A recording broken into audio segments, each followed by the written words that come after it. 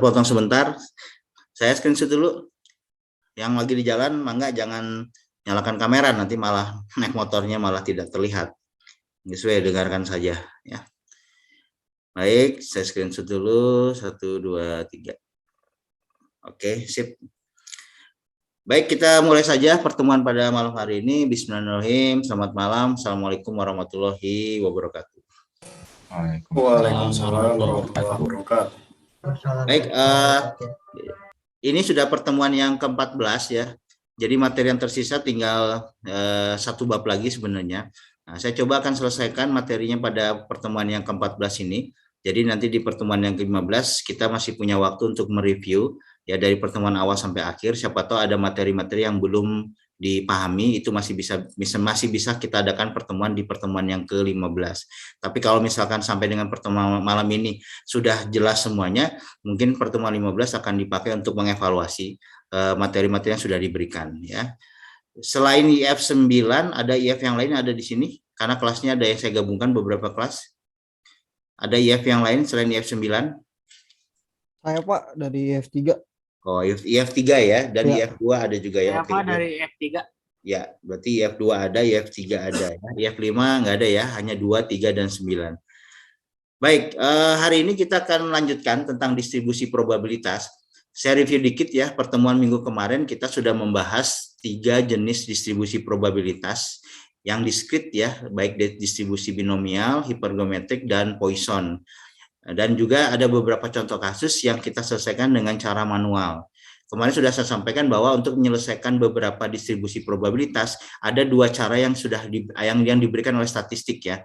Pertama dengan cara bantuan manual, sudah kita bahas minggu kemarin. Yang kedua dengan bantuan tabel. Nah, untuk bantuan tabel itu hanya ada 2 distribusi yang kemarin yang bisa kita selesaikan, yaitu distribusi binomial dan distribusi Poisson. Sedangkan distribusi hipergeometrik itu hanya bisa diselesaikan dengan cara manual.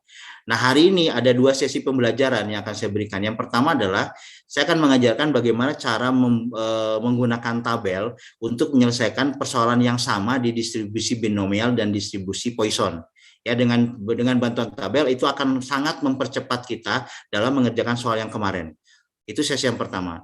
Nah, sesi yang kedua nanti baru kita gunakan materi yang baru, yaitu distribusi kontinu atau distribusi normal. Nanti juga akan diperkenalkan bagaimana cara menggunakan tabelnya.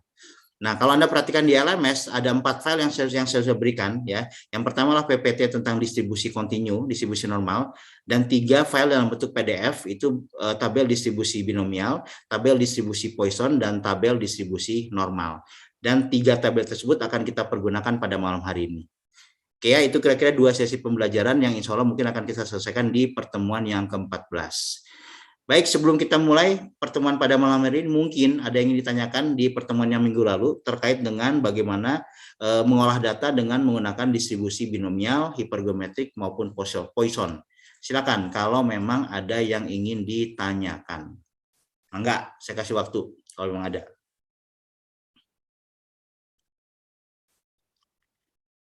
Oke, kalau tidak ada saya lanjutkan dulu. Nanti kalaupun ada kita bisa kembali lagi. Siapa tahu ada yang masih ditanyakan, saya langsung share screen saja materi kita pada malam hari ini.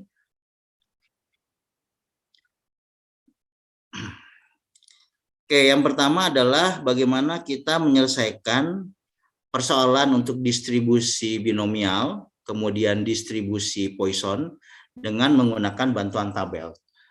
Nah, ini saya gunakan kasus yang sama, ya sengaja saya gunakan kasus yang sama. Di minggu kemarin, kalau Anda masih ingat ya, kasus yang sama di minggu kemarin, di kasus binomial dan kasus Poisson. Saya gunakan kasus yang sama. Di binomial kemarin ada 2 contoh. Nah, saya gunakan contoh yang kedua, yang lebih kompleks ada di contoh yang kedua. Nah, ini kasusnya kemarin ya, di binomial.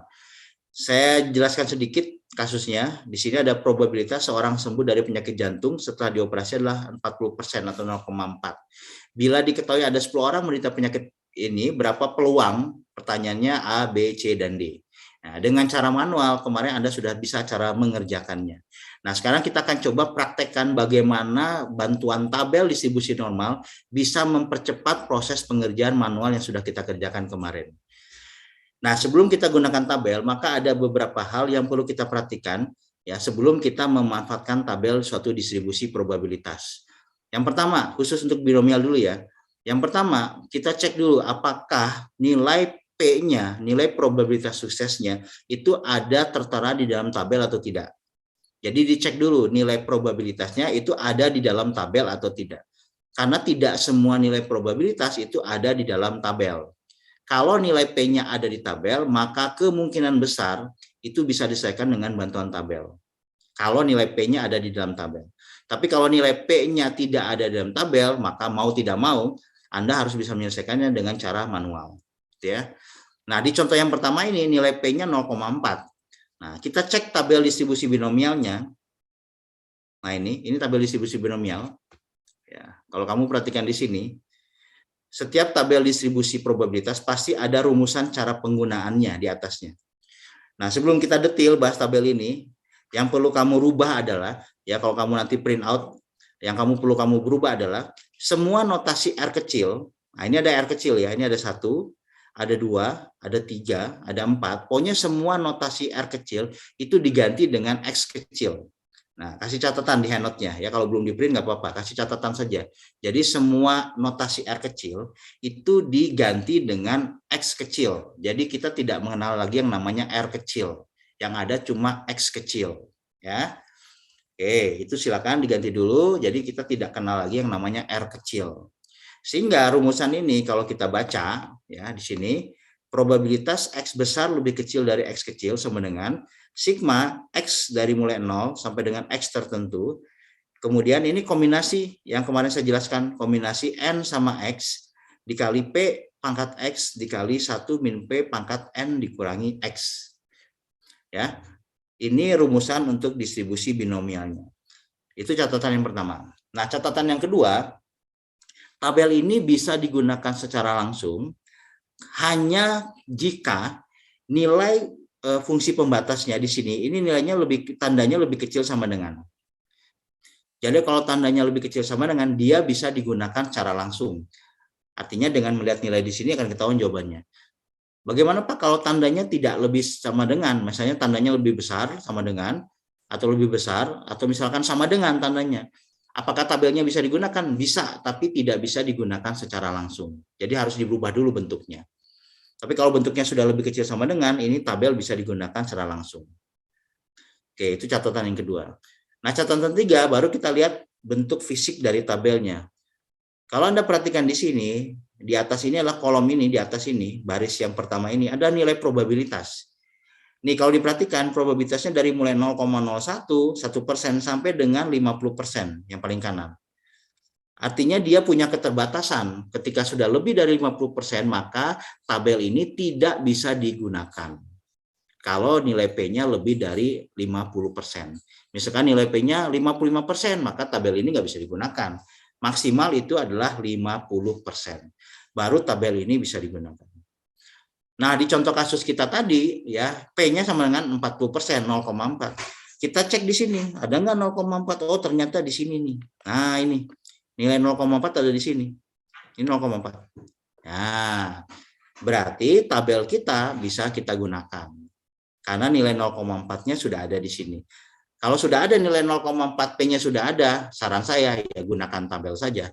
Jangan menggunakan cara manual.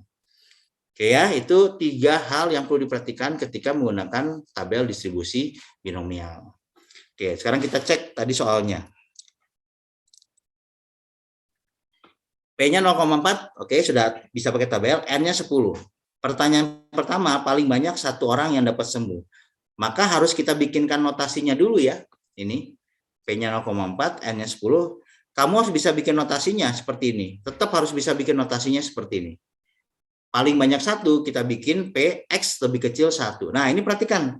Tandanya di sini sudah lebih kecil sama dengan. Seperti tanda yang ada di dalam tabel. Artinya, persoalan nomor A ini bisa langsung menggunakan tabel karena tandanya sudah lebih kecil sama dengan.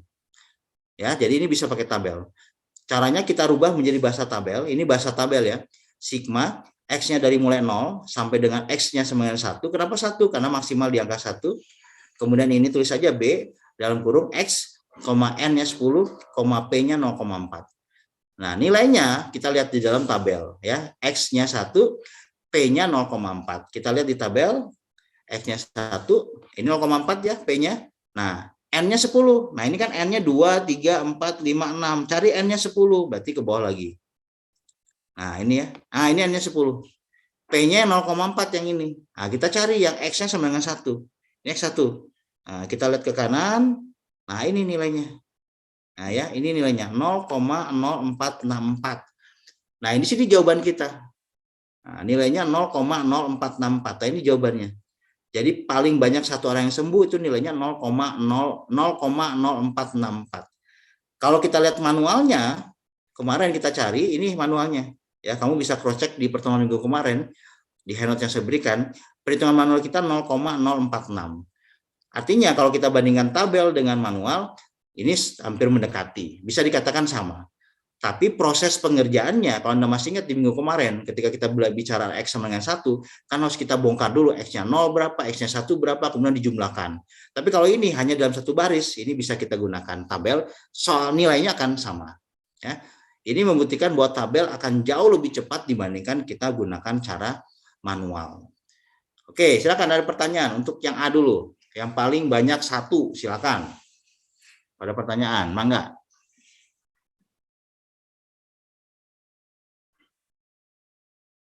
Baik, kalau tidak ada, saya lanjutkan yang B. Yang B paling sedikit 2. Nah, paling sedikit 2, kita rubah menjadi seperti ini kan kemarin. PX lebih besar sama dengan 2. Nah, ini tandanya sudah lebih besar, men. Bukan lebih kecil sama 1. Artinya ini tidak bisa digunakan langsung tabelnya. Jadi caranya nggak bisa pakai persoalan yang pertama tadi. Kamu cari X-nya 2, langsung dapatin nggak bisa. Rubah dulu. X lebih besar 2 ini kalau kita rubah, nah ini kan minggu kemarin sudah saya ajarkan cara merubah menjadi seperti ini. 1 dikurangi PX lebih kecil 1. Satunya konstanta. Nah, ini yang bisa kita gunakan dengan tabel karena tandanya sudah lebih kecil sama dengan. Dan kebetulan ini sama dengan yang tadi, yang ini, yang lebih kecil 1. Nah, ini bahasa tabelnya. Tinggal kita pindahkan saja ke sini. Nilainya pun sama, 1,0464, 1 dikurangi ini, nilai tabelnya 0,9546. Manual kemarin dapatkan 0,954. Ya, saya pikir masih dikatakan samalah nilainya. Baik dengan tabel maupun dengan bantuan manual. Oke, ya ini yang lebih besar. Tadi yang lebih kecil sudah, yang lebih besar sudah. Yang C, nah yang C itu di antara ada 1 sampai 2 orang yang sembuh. Gimana bahasa tabelnya, Pak? Bahasa tabelnya kan seperti ini minggu kemarin. P, X lebih besar sama dengan 1 dan lebih kecil sama dengan 2. Cara mencarinya yang di antara ini, seperti yang minggu kemarin kita pelajari, kan tinggal dikurangi batas atas, dikurangi dengan batas bawah. Berarti X lebih kecil 2 dikurangi dengan X lebih kecil sama dengan 1. Nah, di sini sudah dua-duanya lebih kecil sama dengan, berarti dua-duanya bisa menggunakan tabel. Tinggal dirubah bahasa tabelnya. Yang X lebih kecil 2 menjadi sigma X-nya dari 0 sampai dengan 2, tuliskan B dalam kurung XNP 10,0,4 dikurangi sigma X-nya 0 sampai dengan 1 dalam kurung BXNP. Nah, di sini dapatkan. Berarti yang ini kita bisa lihat di tabelnya, yang X-nya sama dengan 2. Nah, lihat di tabel binomial tadi.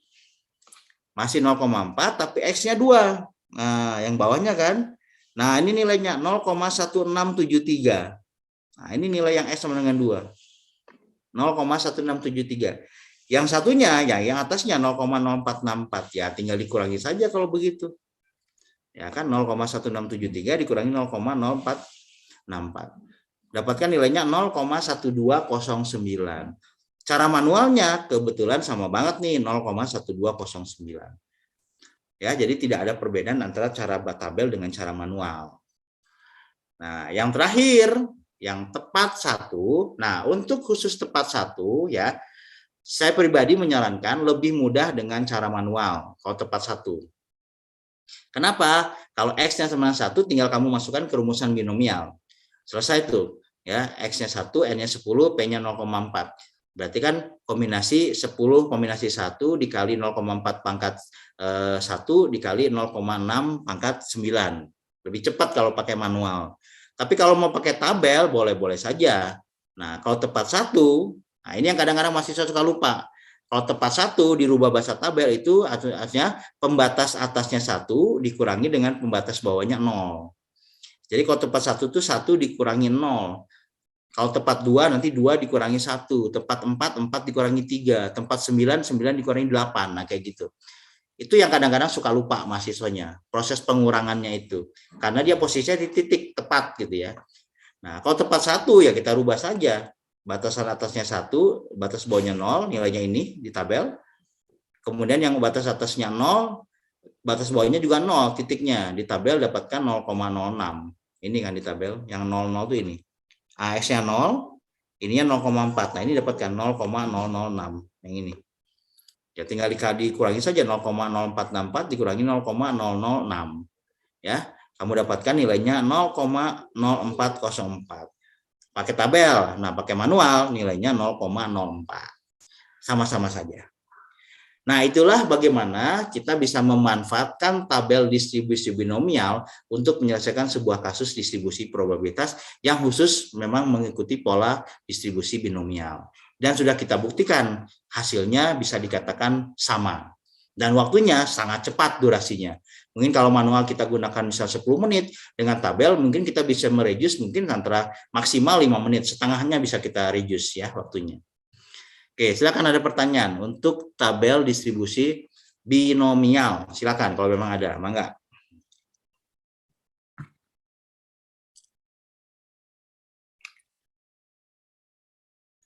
Baik, kalau tidak ada, ya lanjutkan untuk distribusi yang kedua ya, yang masih menggunakan manual dan tabel, yaitu distribusi Poisson. Nah, ini contohnya kemarin. Ya, masih ingat ya untuk distribusi Poisson. Ini contoh kasusnya. Ada antrian sepeda motor masuk ke dalam sebuah SPBU, ada 4 motor, berarti ini lambdanya 4, rentang waktunya 15 menit.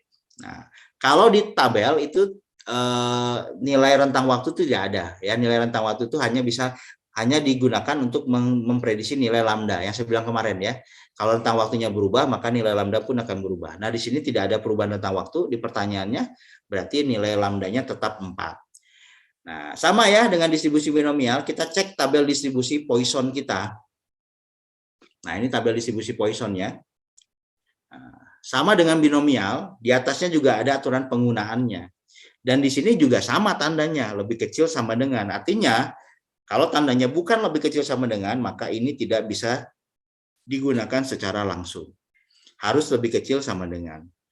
Dan ini proses penggunaannya. Ya, sama seperti tadi, semua konstanta R kecil ini diganti dengan X kecil. Jadi tidak mengenal yang namanya R kecil di sini.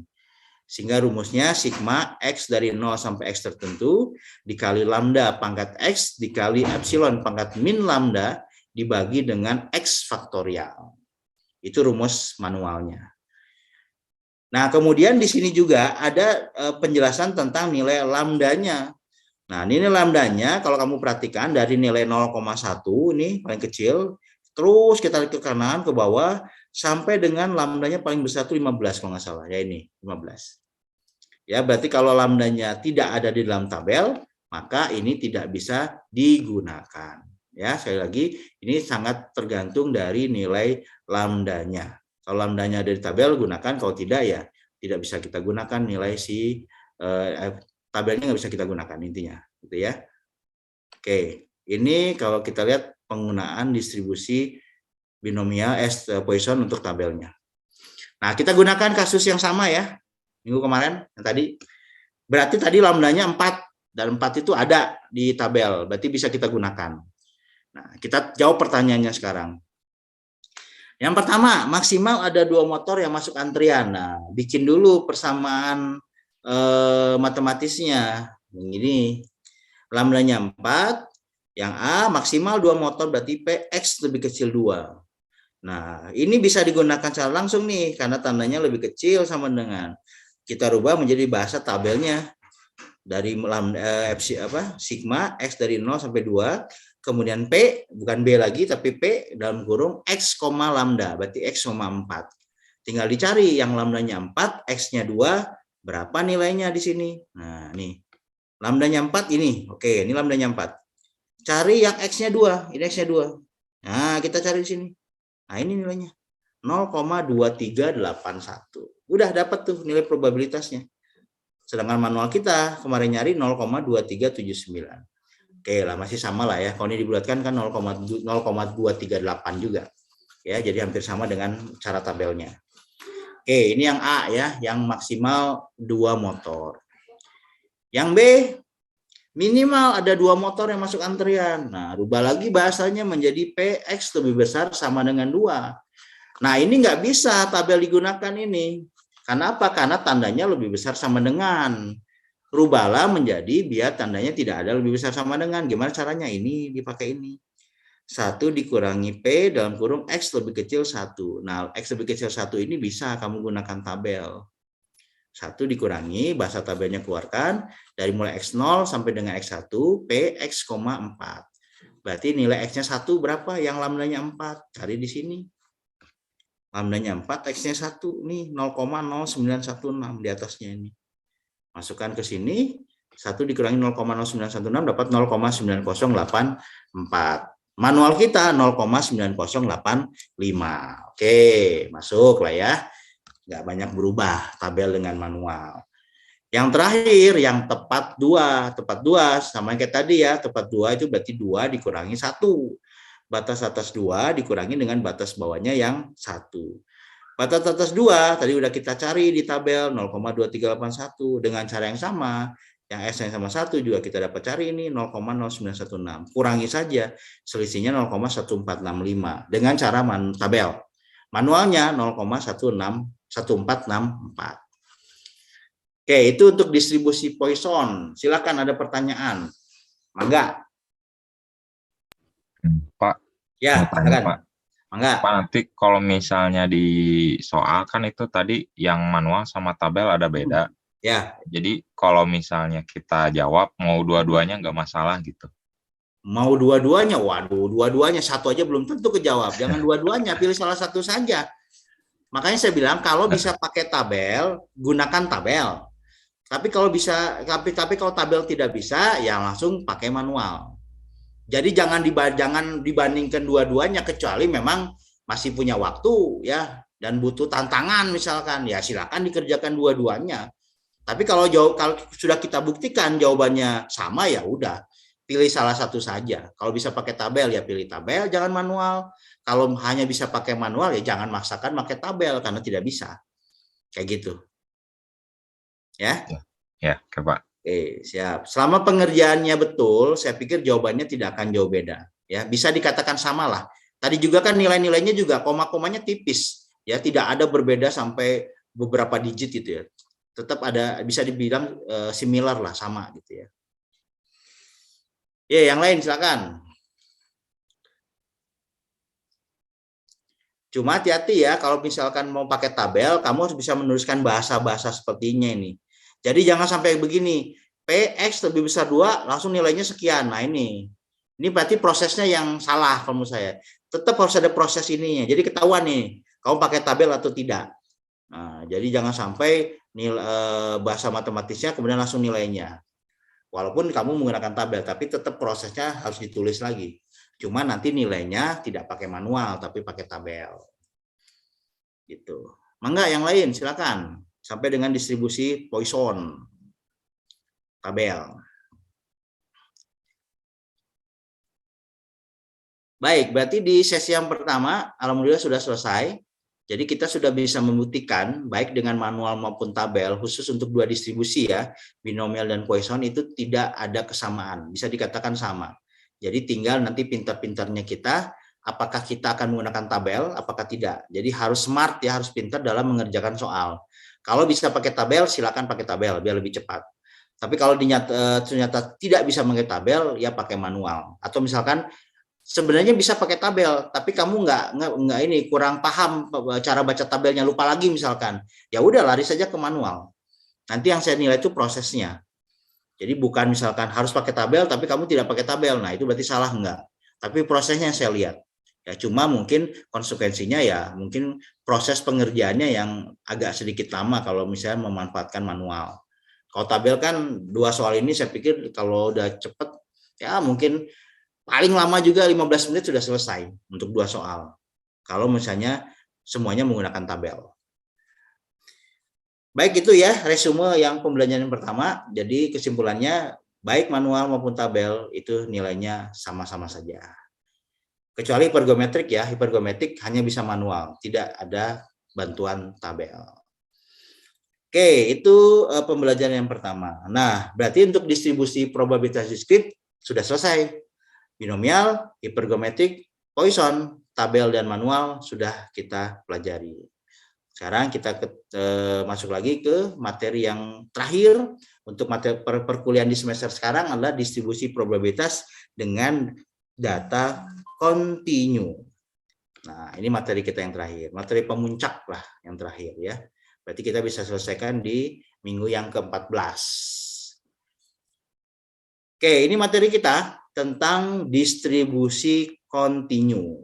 Nah, sebenarnya kalau kita bicara distribusi kontinu, nah ini ada beberapa distribusi yang bisa kita pelajari sebentar biasanya ya. Ada distribusi normal, ada distribusi Weibull, ada distribusi eksponensial, ada distribusi log normal, banyak lah ya untuk distribusi kontinu.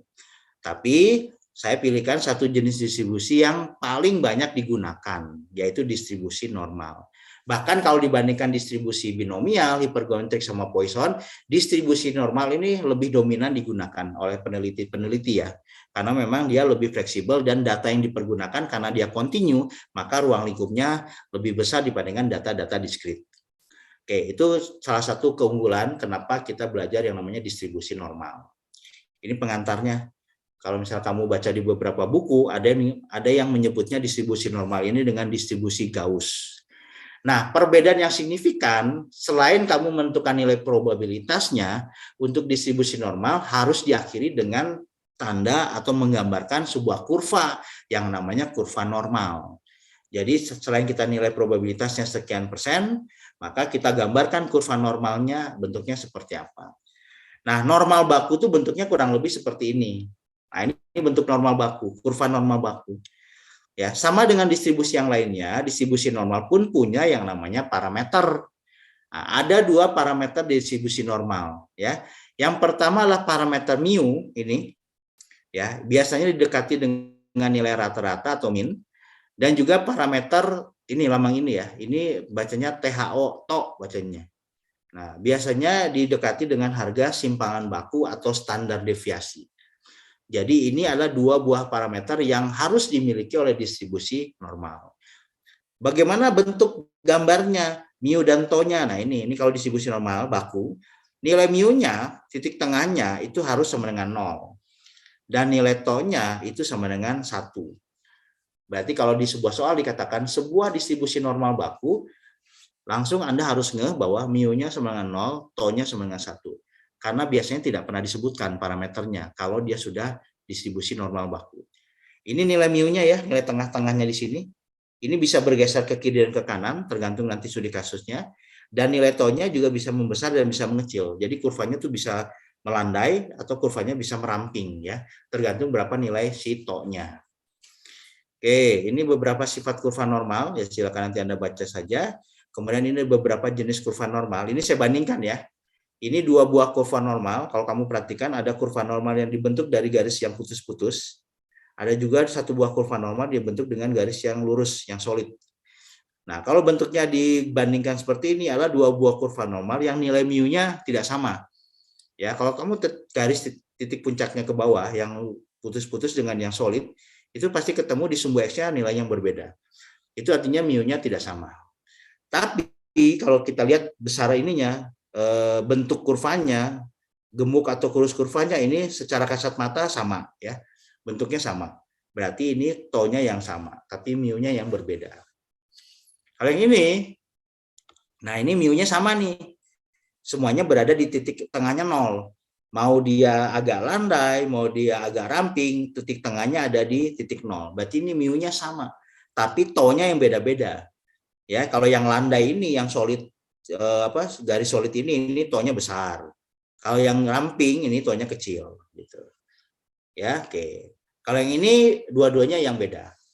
Mu-nya beda, to-nya juga beda. Ini dua buah kurva normal yang kita bandingkan. Nah, sekarang kita belajar bagaimana cara menentukan nilai probabilitas untuk distribusi normal. Sebenarnya ada dua pendekatan yang bisa digunakan ya. Yang pertama adalah pendekatan matematis. Ya, biasanya kalau misalnya kamu belajar yang namanya matematika atau kalkulus, pernah tuh ada satu bab diajarkan bagaimana mencari luas di bawah sebuah kurva.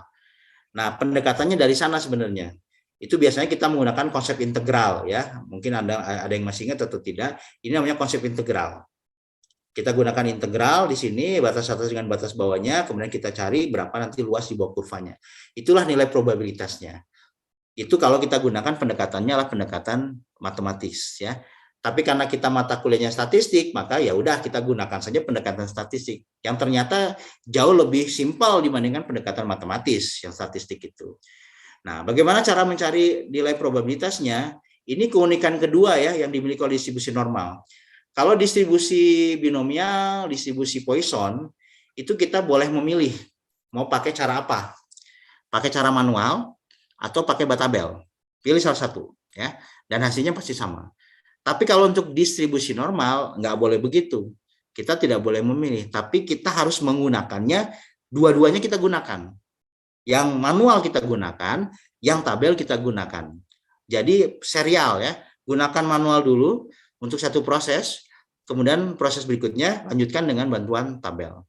Jadi tidak boleh memilih. Kalau pakai manual saja ya tidak selesai, kalau pakai tabel saja tidak selesai. Jadi harus pakai manual dan tabel. Nah, di mana ranah kita pakai manual dengan tabel? Nah, ini. Kalau kita ingin merubah variabel acak X, ya, kita rubah menjadi Z, maka disinilah peranan perhitungan manual. Untuk merubah variabel acak X menjadi variabel acak Z. Ini rumusnya.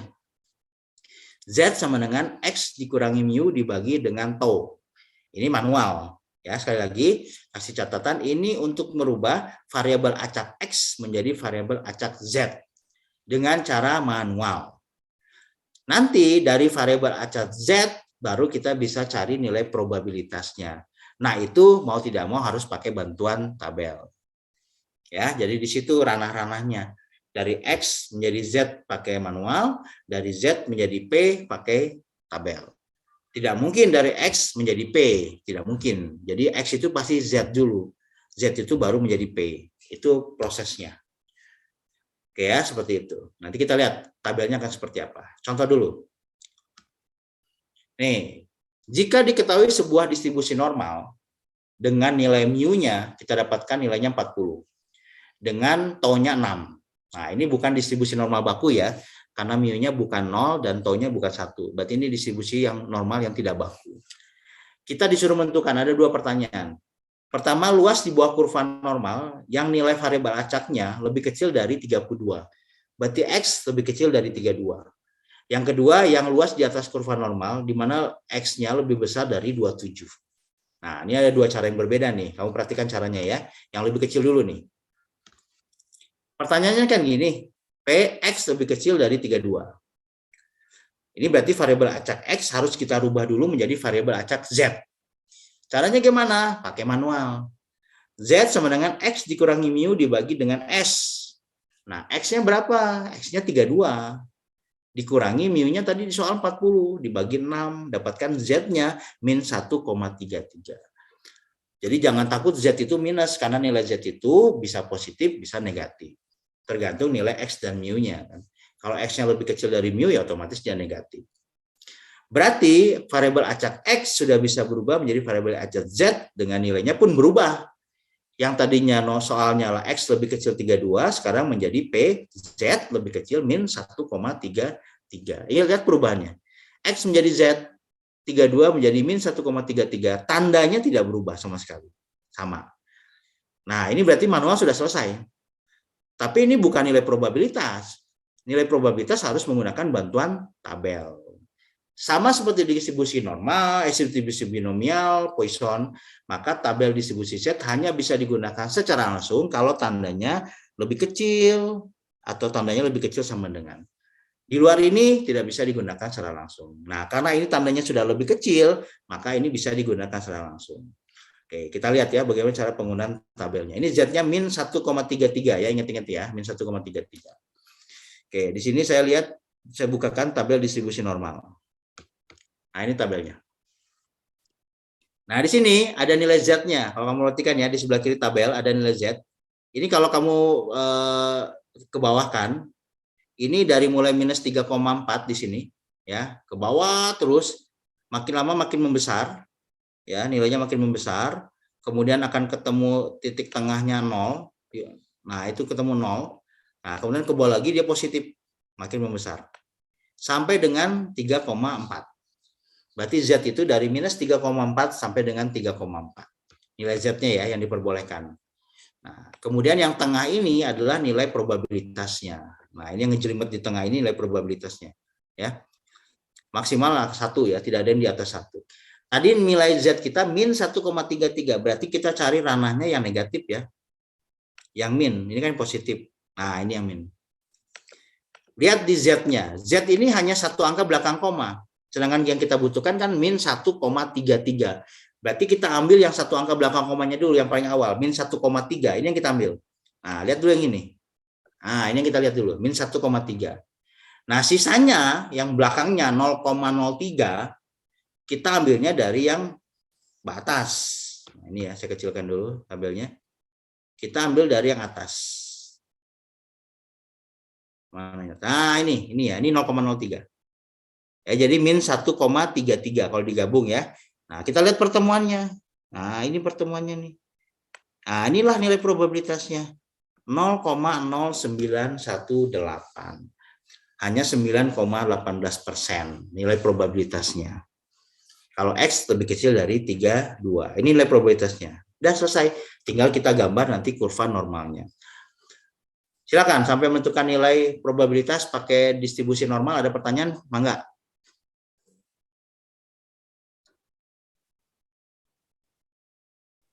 Bisa diulang, Pak? Ya. Bisa diulang untuk bagian yang 0,3-nya tuh. Oke. Tadi Z-nya min 1,33. Nah, sekarang lihat Z-nya. Z itu hanya satu angka belakang koma. Jadi kamu ambil yang satu digit yang pertama kali, min 1,3-nya yang kamu lihat ini. Min 1,3. Nah, min 1,3 untuk menjadi min 1,33 kan kita butuhkan 0,03 lagi. Ya, kalau kita gabungkan berarti kan jadi min 1,33 ya. Bukan dijumlahkan ya, pokoknya digabung saja nilainya menjadi min 1,3 digit yang terakhirnya. Berarti kita butuhkan 0,03. Nah, lihat yang 0,03 atasnya. Baru cari titik pertemuannya 0,0918. Misalkan Z-nya min 1,34 ya, berarti bawahnya belakangnya 0,04. Nilainya di sini. Min 1,35 ya 0,05. Nilainya ini seperti itu. Kalau min 1,3 saja, ya berarti yang atasnya 0. Ya nilainya ini. Nah, gitu. Paham ya? Tuh. Silakan yang lain, mangga. Untuk mendapatkan nilai probabilitas.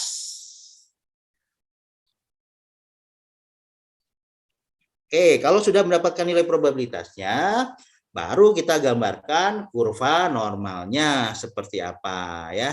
Nah, kurva normalnya kita gambarkan ini di sini. Ini saya nggak gambarin di sini ya. Saya lupa gambarin. Tapi nggak apa-apa nih, saya coba gambarkan ya. Walaupun jelek kayaknya gambarnya nih, coba ya. Nih saya gambarkan untuk kurva normalnya. Sorry nih kalau tidak presisi ya. Nih garis lurusnya, anggap lurus ya. Nah, ini kurva normalnya nih.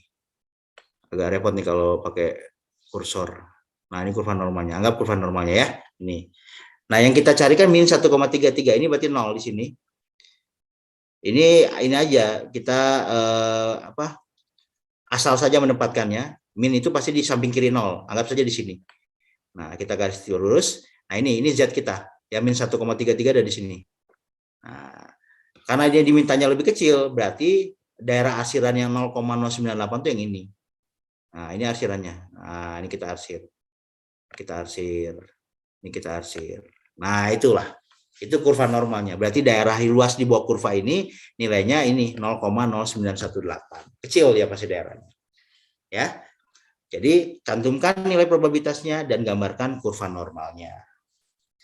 Oke, ya itu yang lebih kecil dari 32. Sekarang yang berikutnya, yang lebih besar dari 32. Apa yang berubah di sini?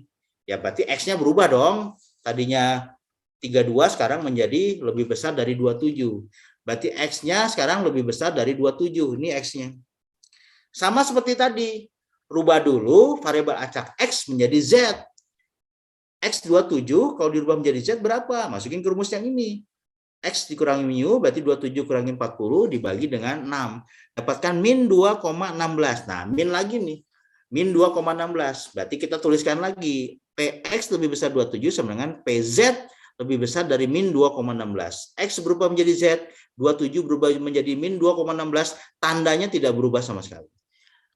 Nah, ini nggak bisa pakai tabel. Kenapa? Karena tandanya di sini lebih besar. Beda dengan yang tadi, tandanya sudah lebih kecil, boleh pakai tabel. Atau ini lebih besar. Gimana caranya berubah menjadi lebih kecil? Nah, gunakan konsep probabilitas yang binomial yang seperti biasa. Untuk mencari yang lebih besar, 1 dikurangi P, Z, balikan lagi tandanya. Yang lebih besar menjadi lebih kecil. Dari min 2,16 tanpa merubah nilai Z-nya. Hanya tandanya yang dirubah. Nah, kalau ini bisa kamu pakai tabel karena tandanya sudah lebih kecil. Z lebih kecil min 2,16. Yuk, kita lihat tabelnya. Min 2,16 ya. Kita cek, ingat-ingat.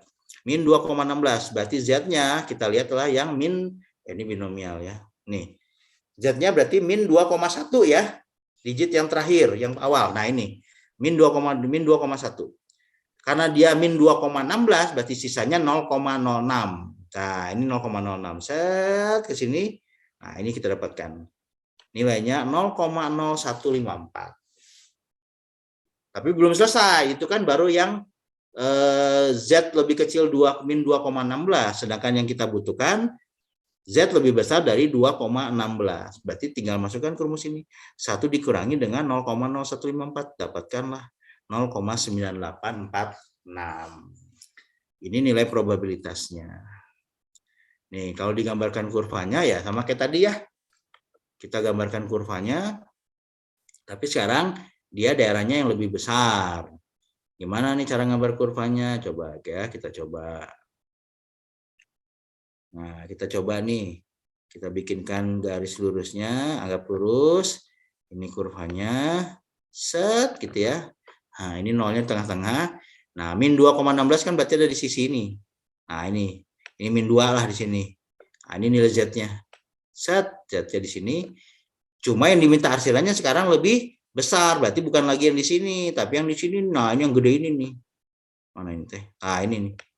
Nah, ini arsirannya. Nah, ini ya. Maaf nih gambarnya kurang presisi. Nah, ini arsiran kita. Nah, itu besar. Berarti luas di kurva ini yang besar ini nilainya 0,98. 98% ya. Memang sesuai dengan bentuk probabilitasnya.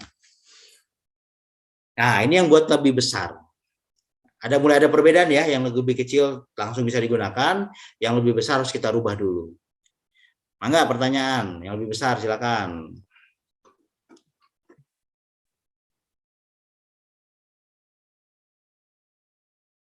Oke, tidak ada lagi. Baik, saya lanjutkan. Kalau lebih besar sudah, berarti sekarang yang di antara. Nah, misalkan nilai X-nya berada di antara satu buah interval. Nah, contohnya gini. Nah, kasusnya aja ya, misalnya kayak gini. Nah, ini. Sebuah distribusi normal dengan mu-nya 50, tau-nya 10, cari probabilitas bahwa X mendapat nilai antara 45 sampai 62. Nah, ini ada dua nilai X sekarang. X1 dengan X2. Berarti harus kita konversi dulu X1 menjadi Z1. X2 menjadi Z2. Ini konversinya. X1 menjadi Z1, Z1 minus 0,5, X2 62 menjadi Z2 dapat 1,2. Berarti ini persoalan kita kan. X lebih besar dari 45, lebih kecil 62. Kita rubah menjadi bentuk Z, jadinya gini. Z lebih besar dari minus 0,5, lebih kecil dari 1,2. Setelah kita konversi masing-masing nilai X-nya. Nah, kalau sudah bentuknya begini, sama dengan distribusi binomial dan Poisson, itu kita bikinkan persamaannya begini. Nah, ini tinggal dikurangi saja, batas atas dikurangi dengan batas bawah. Berarti PZ lebih kecil 1,2 dikurangi dengan PZ lebih kecil dari minus 0,5. Nah, ini bisa digunakan langsung ini. Kenapa? Karena tandanya lebih kecil dua-duanya. Seperti itu. Yang ini 1,2. Bulat ya, ini 1,2 dengan minus 0,5. Nah, kita cek. Yang 1,2 berapa? Nah, positif sekarang ya. Ini kan negatif nih. Kita cari yang positif. Nah, ini 1,2. Karena dia bulat berarti 0,0 ini.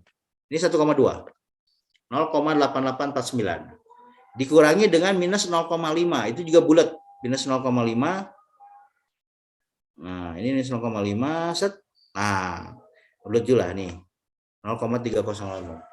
Berarti 0,88 sekian dikurangi 0,3085. Itulah hasilnya. Ini 0,576. Asirannya bagaimana? Ya begini asirannya. Nah, ini minus 0,5, ini 1,2, ya tengah-tengahnya isi 0, ya berarti diantaranya ini kita arsirkan. Inilah luas di bawah kurva yang nilainya tadi 0, berapa tadi?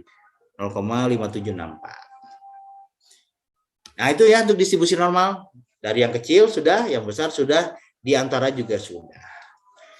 Silakan ada pertanyaan untuk distribusi normal. Mangga.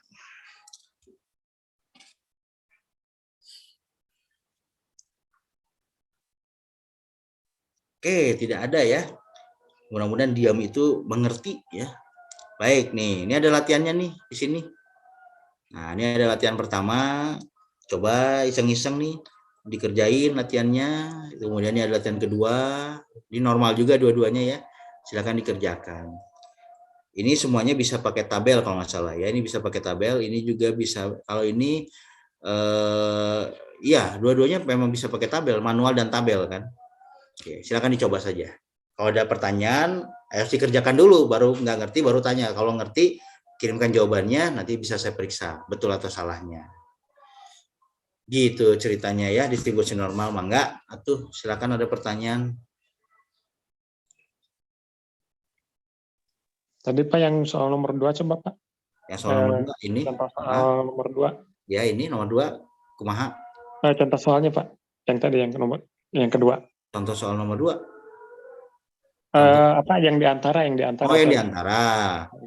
Oke, yang diantara. Kenapa yang diantara? Nah, ini. Saya mau lihat lagi Pak. Yang mana? Ya ini, soalnya ini. Ini maksudnya? Ya, betul yang ini nih. Ah, kumaha kira-kira. Oh, bukan yang bawahnya Pak, mungkin yang bawahnya tuh. Yang bawahnya, yang bawah mana? Ini bawahnya ini bawah? Yang slide 16. Oh, slide berikutnya atau bukan di bawahnya? Nih. Nah, ini saya mau lihat dulu sebentar. Oke, silakan. Lama juga nggak apa-apa. Yang mana yang masih bingungnya mana? Yang Z kurang dari minus 0,5 tuh Pak. Ya, kan yang ini. Nah, yang di atas kan itu Z lebih besar dari minus 0,5 tuh. Ya, betul. Kenapa bisa begini gitu? Iya, kenapa bisa begitu Pak? Jadi itu kan di antara nih, ya, makanya lihat di sini. Ini kan yang kita cari kan yang ini. Yang kita cari arsiran ini. Jadi untuk mencari arsiran ini kan sama saja luas daerah dari minus hingga yang ini sampai 1,2 kan segini nih. Ya, segini nih. Sulit nih kalau online ngajarinnya ya. Kalau yang lebih kecil dari 1,2 kan ya dari sini sampai ke sini kan kiri ya. Pokoknya arsiran ini semua dikurangi dengan yang ini kan, yang tidak berasir kan, betul nggak? Dapatlah yang ini. Gitu. Nah, yang dari 1,2 ke kiri ini kan bahasanya adalah lebih kecil dari 1,2. Bahasanya. Ini kan lebih ini. Nah, ini kan. Nah, dikurangi dengan yang tidak berasir ini. Yang tidak berasir ini adalah lebih kecil dari minus 0,5. Makanya kita dapatkan yang daerah yang diarsir ini. Itu konsepnya yang kalau diantara itu. Jadi jangan sampai mikir, oh ini kan Z-nya lebih besar Pak, kenapa ini menjadi lebih kecil? Nah, jangan kayak gitu. Karena nggak akan nyambung, pakai lihatnya dari sini. Makanya kalau yang diantara sudah pastilah nilai batas atas dikurangi batas bawah, itu sudah pasti. Nah, cuma kenapa bisa begitu ya, itu saya jelaskan tadi. Karena yang kita cari cuma arsiran yang di sini saja. Gitu ya, mudah-mudahan paham seperti itu. Oke, siap Pak. Ya. Oke, yang lain mangga. Saya Pak. Itu Pak kalau kebalikannya itu kan diantara, kalau yang arsirnya samping-samping berarti jadinya ditambah ya Pak ya? Memang sebenarnya nggak ada sih ya kalau yang di samping, yang di ininya ya, yang di AC-nya samping-sampingnya, saya belum pernah menemukan persoalan gitu yang di samping-samping. Tapi kalaupun ada ya nanti ditambah. Jadi luas yang di samping kiri, maksudnya di sini ya Joy ya, yang di sini diasir, Iya, di sini diasirnya. iya Pak. Ya nanti ditambah lah. Pokoknya luas di sini nanti ditambah luas ini. Walaupun belum pernah ada soal yang seperti itu, gitu. Tapi kalaupun ada, misalkan ada yang nyeleneh gitu ya, bikin soal seperti itu, ya nanti dijumlahkan saja lah, gitu. Oke, ada lagi pertanyaan? Enggak?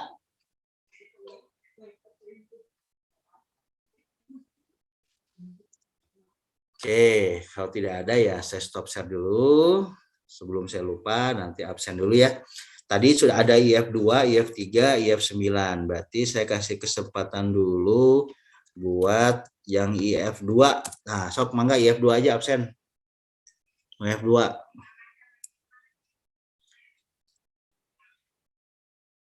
Ada yang IF2? Tadi ada cenah. Nah, itu. Sok lagi. Yang IF2 cuma satu.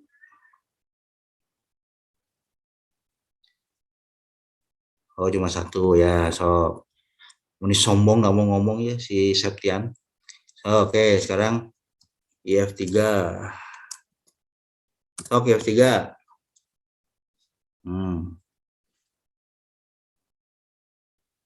Masih ada IF3, yang lain sok mangga. Oke. Kayaknya IF ya. IF9. Oke, IF9.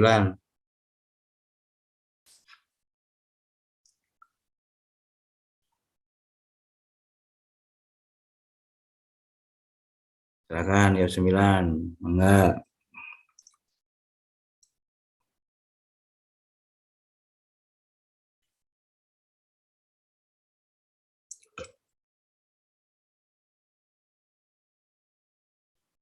Oke, silakan kalau ada pertanyaan, mangga. Silakan bertanya, materinya sudah semuanya saya sampaikan. Ya, jadi ini materi terakhir mungkin ya, materi terakhir di kurikulum sekarang, di semester sekarang, sampai dengan distribusi probabilitas untuk data kontinu. Hari ini kita sudah belajar bagaimana penggunaan tabel untuk binomial dan Poisson. Kemudian kita sudah belajar bagaimana memanfaatkan manual dan tabel untuk distribusi normal. Silakan ada pertanyaan. Mangga.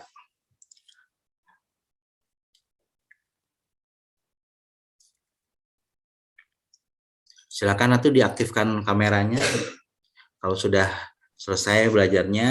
Nah, jadi bisa kelihatan nih bentuk-bentuk orangnya itu. Nah, yang baru bangun tidur, cuci muka dulu, minum dulu biar segar. Karena ada kemungkinan dalam kuliah online gini mah matiin kamera langsung tidur juga ini bisa dilakukan gitu, dan segalanya juga mungkin. Yang penting paham ya, yang penting paham. Nah, silakan kalau ada pertanyaan, mangga. Jadi kemungkinan besar materi ujian akhir semester sampai di sini ya, sampai dengan distribusi probabilitas untuk data kontinu, kemungkinan besar ya. Kalau minggu depan tidak ada penambahan materi lagi, sepertinya tidak ada penambahan materi lagi. Minggu depan akan saya pakai buat mengevaluasi kalau memang tidak ada pertanyaan. Nah, manfaatkan waktu ini untuk mempelajari kembali materi-materi yang sudah diberikan. Ya, karena sekali lagi kesempatan kalian memperbaiki nilai itu hanya di UAS sekarang. Karena tugas kemarin sudah maksimal saya berikan. Jadi mungkin ada beberapa yang tidak mengumpulkan tugas. Nah, itu bisa ketolong kalau nilai UAS-nya besar gitu ya. Dan untuk beban ujiannya ini distribusi probabilitas akan jauh lebih besar dibandingkan yang kemarin. Nah, yang saya perhatikan sekarang adalah prosesnya. Jadi jangan sampai kesalahan yang pertama nih yang biasa dilakukan adalah salah menentukan jenis distribusi probabilitas. Itu yang paling umum. Itu fatal sekali. Ya, kalau Anda sudah salah menentukan satu jenis distribusi probabilitas, maka saya tidak akan periksa prosesnya. Mau sepanjang apapun lembar jawaban kalian, kalau salah distribusi probabilitasnya saya tidak akan periksa. Itu pertama. Tapi kalau distribusi probabilitasnya sudah tepat, prosesnya sudah betul, tapi di tengah-tengah jalan bingung dan tiba-tiba hilang aja pengerjaannya, artinya salah. Nah, itu prosesnya masih saya nilai seperti itu. Ya. Nah, yang kedua yang tidak akan saya nilai lagi kalau misalkan distribusi probabilitasnya betul, prosesnya salah, tapi jawabannya betul. Nah, itu aneh itu. Itu artinya menerima wangsit. Nah, artinya menerima wangsit berarti itu jawabannya yang aneh. Itu juga tidak akan saya periksa. Ya, logika aja ya. Caranya salah, tapi jawabannya betul. Itu cuma cerita nata. Saya lebih menghargai yang caranya betul, tapi jawabannya salah. Misalkan, caranya tuh mendapatkan 2 kali 5. Tapi karena kamu grogi, karena kamu ngantuk habis kerja, ternyata 2 kali 5 itu misal 12. Salah kan? Tapi cara mendapatkan kamu 2 kali 5-nya betul. Ya udah, itu jawabannya betul. Saya nggak lihat 12-nya. Saya anggap kamu prosesnya sudah betul. Nah, tapi kalau jawabannya betul, caranya salah tuh kemana-mana. Wah, ngalor ngidul. Tapi jawabannya bisa betul. Nah, itu berarti tanda tanya besar. Ya jelema nerima wangsit sih nama. Seperti itu. Dan manfaatkan, sekali lagi, ini kan ujiannya online. Jadi siapa saja bisa membantu kalian. Nah, ya mau misalkan sudah punya keluarga, mau suaminya, mau istrinya, mau pacarnya digawean kan ngerjakan dianya, atau bantuan bosnya yang sudah kerja, bos kerjain dulu bos statistik bantuin saya. Nah itu mah enggak itu mah. Dan saya tidak akan memeriksa atau siapa yang mengerjakan. Nah, misalkan Stefani mau komandannya suruh ngerjain, kebetulan komandannya jago statistik, ya silahkan aja. Dan saya tidak akan marahin komandannya atau sahar marahkan abri atau dasiun gitu ya. Jadi silakan dikerjakan, siapapun yang mengerjakan itu silakan. Saya kan tidak akan memeriksa. Siapa yang penting kamu mengumpulkan lembar jawabannya sesuai dengan waktu yang saya tentukan. Itu saja. Jadi target kamu sekarang kumpulkan jawaban sesuai dengan waktu yang ditentukan. Selesai tidak selesai, kumpulkan intinya mah gitu. Jangan sampai tidak mengumpulkan. Ingat, jangan sampai tidak mengumpulkan. Selesai cuma setengah, kumpulkan. Selesai cuma seperempat, kumpulkan. Baru nulis nama, NIM, sudah selesai, kumpulkan. Baru nulis di atasnya Assalamualaikum atau Bismillahirrahmanirrahim, kumpulkan. Nah, pokoknya gitu ya. Pokoknya kumpulkan lah gitu. Nanti nilai mah gimana saya aja. Ya gitu. Kan ada tuh beberapa tuh. Nama, NIM, Assalamualaikum warahmatullahi wabarakatuh, Bismillahirrahmanirrahim. Jawaban kosong itu teh. Udah itu. Kalau saya dikasih kesempatan, saya jawab. Waalaikumsalam warahmatullahi wabarakatuh. Cuma nggak ada kesempatan buat ngejawabnya. Kemana saya ngejawabnya? Jadi saya tidak bisa jawab. Itu artinya niatnya sudah betul ingin mengerjakan soal. Tapi ketika mengerjakan, tiba-tiba amnesia, hilang ingatan. Jadi blank semuanya. Jadi jawabannya kosong. Nah, itu kan bisa terjadi sama siapa saja. Kayak gitu ya. Yang penting setor dulu nama lah. Oh, berarti ini orang niat ngerjakan ujian ya. Tapi ternyata dia amnesia. Nah, itu ada nilainya. Dibandingkan yang tidak mengerjakan sama sekali. Nah, saya lebih suka menghargai gitu. Mengumpulkan jawaban, tapi kosong. Cuma tidak, tapi niat mengumpulkan. Nah, itu ada nilainya. Ya walaupun nilainya juga tidak akan sebesar yang mengumpulkan jawaban yang jawabannya betul ya. Jadi minimal ada niatnya. Nanti adalah nilai buat niat gitu loh. Nilai niat berapa? Itu ada. Kamu cari di buku panduan nggak ada. Nilai niat itu nggak ada. Tapi nilai niat itu ada di saya aja. Berapa nilainya? Kuma saya weng kayak niatnya kamu sejauh mana gitu ya. Gitu. Tapi ada nilai buat niat ada gitu loh. Seperti itu. Intinya saya usahakan semuanya lulus. Tapi kalau misalkan tugasnya banyak yang nggak masuk, UTS sama US tidak masuk, nah itu nggak, kemungkinan besar sulit saya akan meluluskan. Tapi kalau yang standar-standar gitu ya, sering masuk kuliah, tugas masuk, ujian apes dan sebagainya, itu kemungkinan besar lulus. Tapi mulainya mungkin nilainya tidak akan maksimal. Ya, yang penting lulus gitu. Karena apa? Karena ketika Anda mengulang tahun depan, belum tentu saya pegang kelas ini. Karena kan kita bukan di satu jurusan yang sama. Kalau saya yang pegang, kalau saya dosen IF, saya masih bisa pegang kalian. Tahun depan saya masih bisa pegang kalian. Tapi kalau bukan dosen IF ya saya belum tahu apakah tahun depan saya masih dikasih ngajar IF atau tidak. Dan kalaupun ngajar apa saya di kelas karyawan atau tidak kan saya tidak pernah tahu. Jadi harapan saya ketemu saya sekarang lulus gitu. Jadi saya tidak punya beban moral lagi. Seperti itu. Itu ya, jadi harapannya. Jadi intinya kerjakan sebaik mungkin, belajar sebaik mungkin, manfaatkan waktu. Misalkan minggu depan nih nggak ada perkuliahan ini, saya ngasih evaluasi, manfaatkan waktu sampai dengan nanti ujian itu kalau nggak salah di tanggal 25 Juli ya. 27 Juli kalau nggak salah. Ujian itu tanggal 25 apa 26, saya lupa. 2 Juli sampai dengan tanggal 30 Juli itu ujian akhir semester gitu ya. Jadi manfaatkan di sana. Pokoknya minggu, saya lupa minggu tenang. Pokoknya ujian itu awal Agustus lah. Sekitar tanggal 1-an ujian itu. Jadi manfaatkan bertanya kalau yang tidak dipahami. Ya, kalau ketemu di kampus agak sulit, ya kan jam kita agak sulit kan. Kamu kan keliarannya di malam hari, saya keliarannya di siang hari, jadi agak sulit kita ketemunya gitu ya. Jadi ya mungkin bisa by chat, kalau enggak bisa by phone. Nah, kalau perlu video call. Nah, tapi kasih tahu dulu, Pak, saya mau video call. Nah, jadi saya bisa mempersiapkan diri untuk bertemu dengan Anda di video call itu.